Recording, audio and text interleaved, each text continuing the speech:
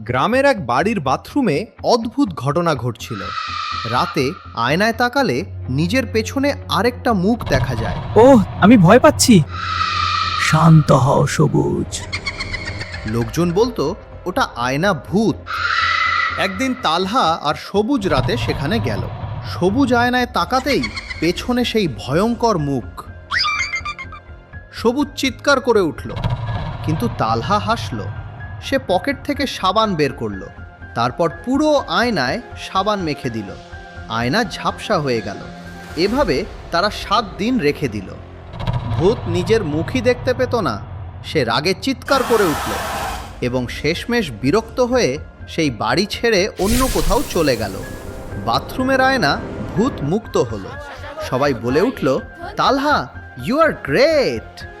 তো বন্ধুরা, তালহার জন্য কি একটি লাইক হবে না? আর তোমরা কি কখনো তোমাদের বাড়ির আয়নাতে এমন ভূত দেখেছো? কমেন্টে হ্যাঁ বা না লিখে জানিয়ে দাও।